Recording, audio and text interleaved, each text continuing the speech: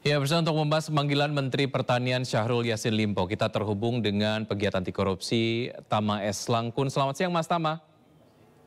Halo, selamat siang, Mas Baik, Mas Vicky. Tama, terima kasih sudah bergabung bersama kami. Mas Tama, bagaimana Anda melihat pemanggilan Mentan untuk ketiga kalinya dan hari ini berhasil datang begitu ke KPK setelah 2 kali pemanggilan sebelumnya mangkir?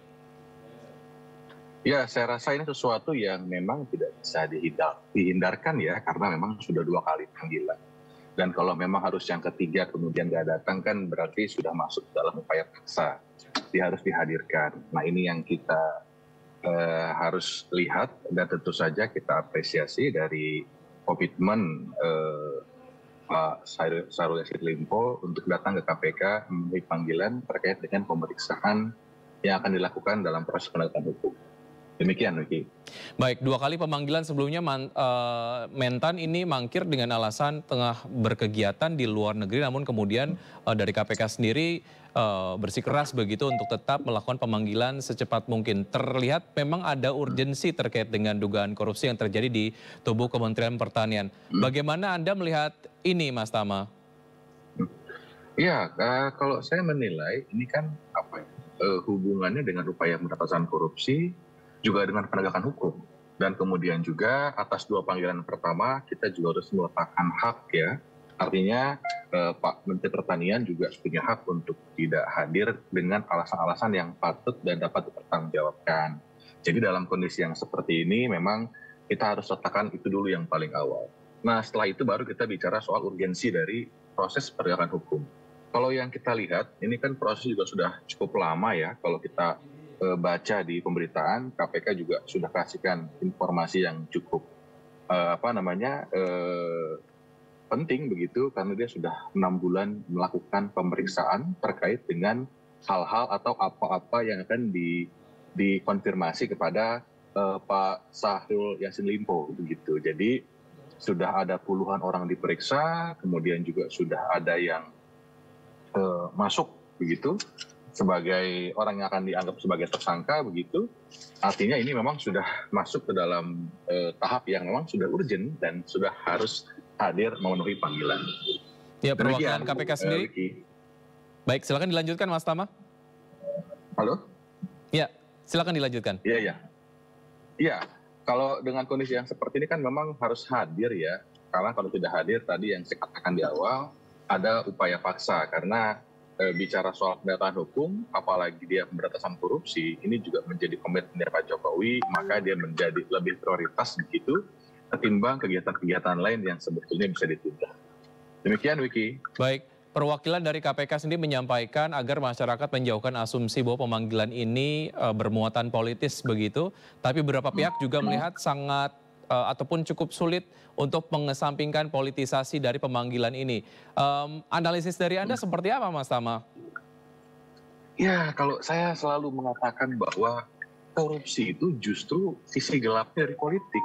Dia nggak bisa dipisahkan kalau memang politiknya dilakukan dengan cara-cara yang tidak benar, apalagi dia kemudian mengambil, diduga mengambil misalnya uang dari negara yang tentu saja penegak hukum harus bertindak begitu. Jadi kalau kemudian ada yang mengasumsikan ini politisasi, saya rasa nggak tepat. Tapi kalau kemudian ini adalah sisi gelap dari politik, saya rasa itu sah-sah saja.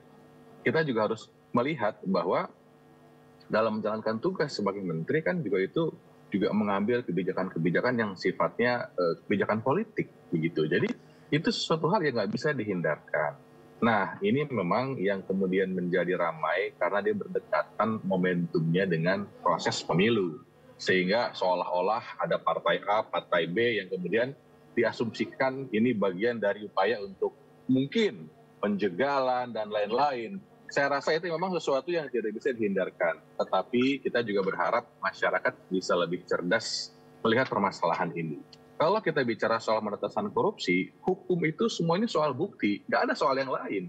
Kalau buktinya sudah ada, tentu dia harus diproses dan kemudian juga harus dilakukan pendalaman-pendalaman untuk mengungkap apa yang sebenarnya terjadi. Kalau kemudian KPK sudah bilang kita dalam proses penyelidikan ya, itu berarti ini sudah ada perbuatannya. Perbuatan yang dianggap tindak pidana korupsinya. Makanya kemudian perlu ada pemeriksaan untuk mendalami siapa yang bertanggung jawab. Ketika KPK dapat misalnya, oh si A, si B, si C tersangka, maka dia harus ke penyidikan untuk memastikan siapa yang melakukan. Jadi secara tahapan-tahapan sebetulnya sudah dilakukan secara proper. Nah, kita juga harus melihat lagi pada sisi yang lain adalah yang tadi saya katakan di awal, memang ini dekat sekali hubungannya dengan pemilu, sehingga orang-orang kemudian menganggap ini politisasi. Kalau politisasi saya rasa itu nggak tepat. Kenapa? Kalau kita lihat setiap rezim misalnya, dari zamannya Pak SBY, itu kan juga banyak juga yang kemudian jadi tersangka bahkan divonis. Zamannya Pak Jokowi pun juga demikian. Misalnya ketika ada Menteri Sosial, Pak Juliari Batubara yang kemudian divonis karena melakukan korupsi, kan dia juga dari partai PDIP. Nah, bagaimana menjelaskan kok bisa-bisanya partai penguasa kemudian kok juga terjerat perkara korupsi, kok bisa diproses, kok nggak ada yang menghalang-halangi. Jadi saya rasa dengan adanya berbagai macam partai yang jadi tersangka korupsi dalam kapasitas sebagai menteri, saya rasa itu menutup asumsi bahwa adanya politisasi dalam perkara yang seperti ini. Demikian, Wiki. Baik, politis atau tidak ketika adanya dugaan tindak pidana korupsi ini harus diselidiki begitu ya. Oke, terkait dengan dugaan gratifikasi dan juga suap di tubuh Kementerian Pertanian, celah mana saja tentu saja yang ada di tubuh Kementerian Pertanian yang bisa menjadi potensi korupsi menurut Anda, Mas Tama? Kalau dilihat dari perkaranya, kita memang belum bisa melakukan analisis atau penilaian. Kenapa? Karena KPK sendiri belum menjelaskan ini perkaranya yang mana sih. Kemudian juga belum menjelaskan ini dugaannya berapa sih gratifikasinya. Nah, ini kan biasanya kalau kemudian sudah diumumkan tersangkanya, tidak lama setelah itu adanya konfirmasi biasanya diumumkan. Nah, kita baru bisa mengetahui itu di mana peristiwa yang terjadi. Kalau kita kembali ke pertanyaan, misalnya celah-celahnya di mana saja, saya rasa hampir ya di semua titik-titik proses di negara ini itu juga punya celah untuk terjadinya korupsi. Makanya dari itu kemudian dari internal, pengawas internal harus berjalan secara maksimal, kemudian juga menteri harus mengawasi prosesnya, termasuk KPK, kepolisian, dan kejaksaan yang melihat dari kacamata eksternal. Jadi kalau saya lihat di mana titiknya hampir semuanya ada. Kita bicara soal pengadaan barang dan jasa sudah pasti ada. Kita bicara soal perizinan juga sudah pasti ada potensinya. Yang lain-lain misalnya juga soal lahan dan lain-lain itu juga ada banyak. Jadi memang titiknya ada banyak sekali, tapi memang kita belum terkonfirmasi bagian mana. Demikian, Wiki. Baik, terkait dengan birokrasi dan juga perizinan ini nampaknya menjadi sebuah celah yang mungkin terjadi di banyak kementerian begitu ya, dan ini tinggal kemudian memang perlu ditelisik lebih lanjut begitu. Mas Tama, terima kasih sudah bergabung bersama kami, pemirsa pegiat anti korupsi Tama S. Langkun, salam sehat selalu. Terima kasih. Dan pemirsa, demikian breaking news hari di Dimensi News Today.